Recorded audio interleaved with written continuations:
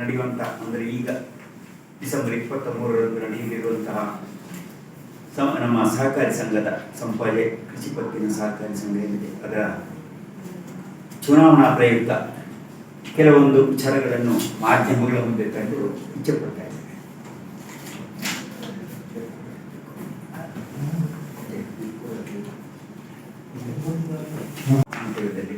ಸಹಕಾರದಿಂದ ಸಮಬಾಳ್ವೆ, ಸಹಕಾರದಿಂದ ಗ್ರಾಮೋದ್ಧಾರ, ಇದು ಸಹಕಾರ ಚಳವಳಿಯ ಘೋಷವಾಗಿದೆ.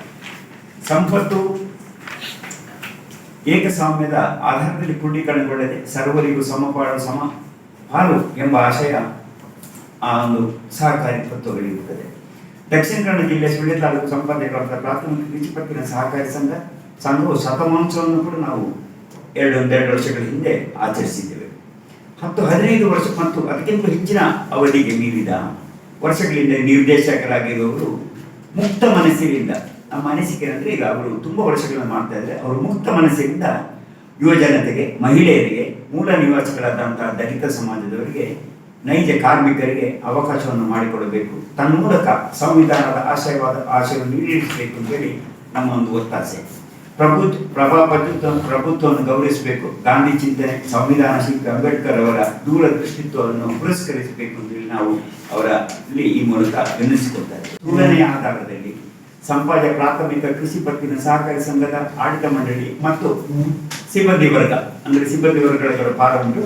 ಅವರದ್ದು ನಿರ್ವಹಣೆ ಅತ್ಯಂತ ಕಳಪೆ ಎಂಬುದು ನಮಗೆ ಅವರ ಈಗಿನ ಒಂದು ಹೊಸ ಪಟ್ಟಿಯನ್ನು ನೋಡುವಾಗ ಮನವರಿಕೆ ಆಗ್ತಾ ಇದೆ.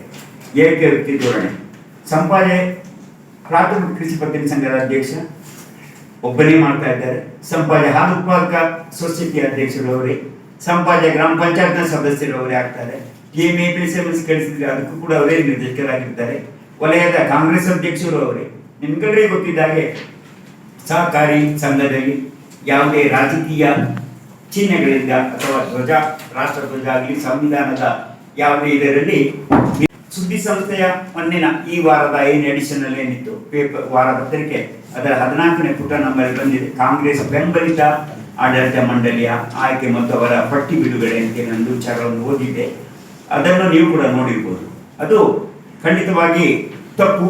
ಆ ಥರದ ನಿಯಮದಲ್ಲಿ ಯಾವುದೇ ನಿಯಮದಲ್ಲಿ ಇಲ್ಲ.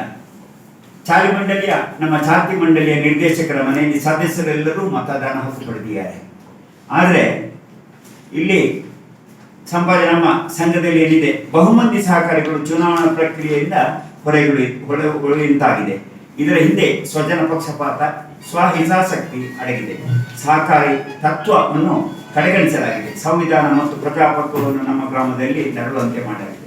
ನಾನು ನಿಮಗೆ ವಿಚಾರ ಹೇಳ್ತೇನೆ ಅಂತ ಹೇಳಿದ್ರೆ, ನಮಗೆ ಬೈಲಾ ಮತ್ತು ಏನು ಆಕ್ಟ್ ಏನಿದೆ, ಆಕ್ಟ್ ಹೇಳ್ತಾ ಉಂಟು, ಯಾವುದೇ ಒಬ್ಬ ವ್ಯಕ್ತಿಯನ್ನು ಇದನ್ನು ದೂರ ಉಳಿಸಬಾರದು, ಅಥವಾ ಈಗ ಹೆಚ್ಚಿನವರು ನ್ಯಾಯಾಲಯದ ಮೆಟ್ಟಲು ಏರ್ತಾರೆ, ಮೆಟ್ಟಲು ಏರುವಂತೆ ಮಾಡಬಾರದು ಅಂತ ಹೇಳೋ ಒಂದು ನಿಬಂಧನೆಯನ್ನು ವ್ಯವಸ್ಥಾಪಕರಿಗೆ, ಅಂದರೆ ನಿಮ್ಮ ಮ್ಯಾನೇಜರ್ ಏನಿದ್ದಾರೆ, ಕಾರ್ಯ CEO ಅವರಿಗೆ ನೀಡಲಾಗಿದೆ, ಕಾರ್ಯವೈಖರಿ ಬಗ್ಗೆ ಹೇಳಲಾಗಿದೆ.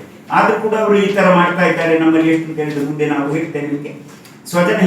ನಿಮಗೆ ಸ್ವಹಿತಾಸಕ್ತಿ ಮತ್ತು ಸೃಜನ ಪಕ್ಷಪಾತಗಳಿಂದ ಗ್ರಾಮದ ಅನೇಕ ಮಂದಿಯನ್ನು ಕೇಂದ್ರ ಹಾಗೂ ರಾಜ್ಯ ಸರ್ಕಾರದ ಸವಲತ್ತುಗಳಿಂದ ವಂಚಿಸಲಾಗಿದೆ.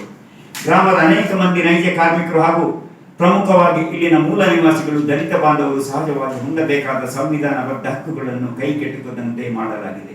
ಅವರಿಗೆ ಕೈಗೆಟುಕುತ್ತಾ ಇಲ್ಲ ಅಂದ್ರೆ, ಯಾಕಂದ್ರೆ ಯಾವುದೋ ಒಂದು ಕೂಲಿ ಕಾರ್ಮಿಕರಿಗೆ ಸಿಕ್ಕಬೇಕಂತ ಸವಲತ್ತುಗಳನ್ನು ಇನ್ಯಾರಿಗೂ ಕೊಡುವಂತ ಒಂದು ವ್ಯವಸ್ಥೆಯನ್ನು ವ್ಯವಸ್ಥಿತವಾಗಿ, ಅಂದ್ರೆ ಇದು ಇವರ ಏನು ಇಲೆಕ್ಷನ್ಗೆ ವೋಟ್ ಬ್ಯಾಂಕ್ ಅಂತ ಹೇಳಿದಾಗೆ ಅದರ ರೀತಿಯಲ್ಲಿ ಮಾಡ್ತಾ ಇದ್ದಾರೆ. ಇದು ಹಿಂದಿನಿಂದೆಲ್ಲ ಹಲವು ವರ್ಷಗಳಿಂದ ನಡೀತಾ ಬರ್ತಾ ಇದೆ. ಪ್ರಮುಖವಾಗಿ ಸಹಕಾರಿ ಸಂಘ ಅಭಿವೃದ್ಧಿ ರಂಗ ಏನು ಮೊನ್ನೆ ನೀವು ಪೇಪರಲ್ಲಿ ಸುದ್ದಿ ಮಾಧ್ಯಮದಲ್ಲಿ ನೋಡಿದ್ರೆ, ಅವರ ಸಹಕಾರಿ ಅಭಿವೃದ್ಧಿ ರಂಗ ಅಂತೇಳಿ ಹೆಸರಿಟ್ಟುಕೊಂಡು ಕಾಂಗ್ರೆಸ್ ಬೆಂಬಲಿತ ಅಭ್ಯರ್ಥಿಗಳು ಅಂತ ಹೇಳಿದ್ರು. ಸಂಭಾವ್ಯ ಅಭ್ಯರ್ಥಿಗಳ ಪಟ್ಟಿಯಲ್ಲಿ ನೈಜ ಕಾರ್ಮಿಕರಲ್ಲದವರು ಕೂಡ ಕೆಲವರು ಕಾರ್ಮಿಕರ ಇಲಾಖೆಯ ಸವಲತ್ತುಗಳನ್ನು ವಂಚಿಸಿ ಪಡೆಯುತ್ತಿದ್ದಾರೆ. ಸಹಕಾರಿ ರಂಗದಲ್ಲಿ ಯಾವುದೇ ಒಬ್ಬ ಸದಸ್ಯ ಕೇವಲ ಒಂದು ಪಾಲನ್ನು ಪಡೆದು ನಿರ್ದೇಶಕನಾಗಿ, ಅಧ್ಯಕ್ಷನಾಗಿ, ಬಡವ, ಬಲ್ಲಿದ ಅಥವಾ ಅನಕ್ಷರಸ್ಥ ಜಾತಿ ಮತ ಭೇದವಿಲ್ಲದೆ ಎಲ್ಲರಿಗೂ ಸಮಾನ ಅವಕಾಶವಿದೆ. ಕುಟುಂಬ ಸದಸ್ಯರಂತೆ ಸಹಕಾರಿ ಸಂಸ್ಥೆಯಲ್ಲಿಯೂ ಸಮಾನ ಅಧಿಕಾರ ಮತ್ತು ಸಂಪತ್ತಿನ ಒಡೆತನವಿರುತ್ತದೆ. ಆದರೆ ಸಂಪಾಜೆ ಪ್ರಾಥಮಿಕ ಕೃಷಿ ಪತ್ತಿನ ಸಹಕಾರಿ ಸಂಘದಲ್ಲಿ ಸದಸ್ಯ ಆಧಾರಿತವಾಗದೆ ವ್ಯಕ್ತಿ ಆಧಾರಿತವಾಗಿದೆ. ಪ್ರಶ್ನಾತೀತ ನಾಯಕ ಸಹಕಾರಿ ರಂಗದಲ್ಲಿ ಖಂಡಿತವಾಗಿ ಅಪಾಯಕಾರಿ, ಅತ್ಯಂತ ಅಪಾಯಕಾರಿ. ಪ್ರಾಥಮಿಕ ಕೃಷಿ ಪತ್ತಿನ ಸಹಕಾರಿ ಸಂಘದಲ್ಲಿ ಇರುವ ಒಟ್ಟು ಸದಸ್ಯ ಸಂಖ್ಯೆ ಸುಮಾರು 2198 ಮಂದಿ. ಆದರೆ ಇದರಲ್ಲಿ ಅರ್ಹ ಮತದಾರರಿರುವಂಥದ್ದು ಕೇವಲ 672 ಮಂದಿ.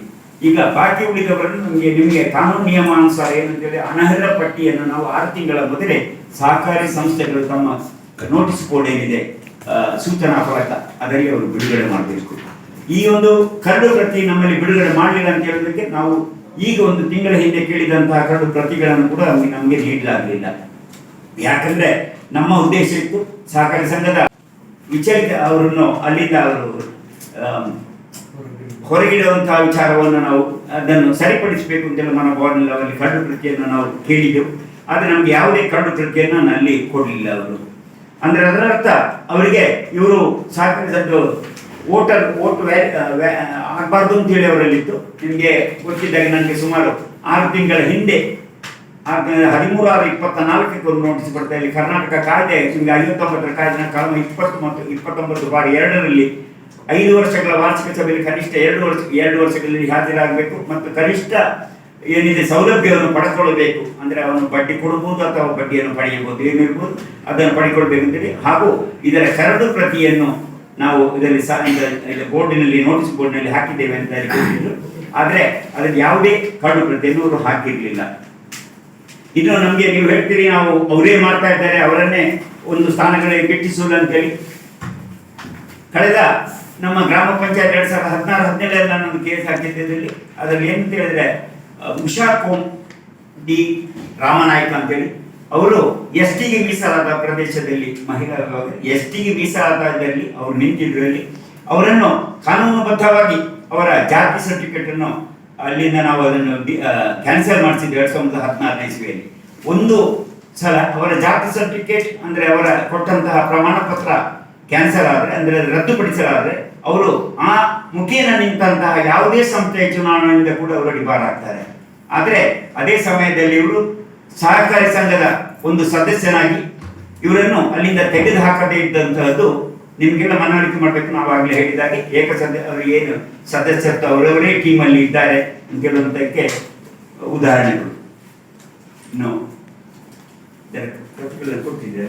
ಅವ್ರು ಈ ನೋಟಿಸ್ ಸಿಕ್ಕಿದ ಕನೆಕ್ಷನ್ ಅನ್ನೋದು ಒಂದು ಹಾದಿಯಲ್ಲಿ ಆಗ್ತದೆ ಅಂತ ಕೊಡ್ಬೋದು ಇತ್ತಲ್ಲ ಅವನಿಗೆ.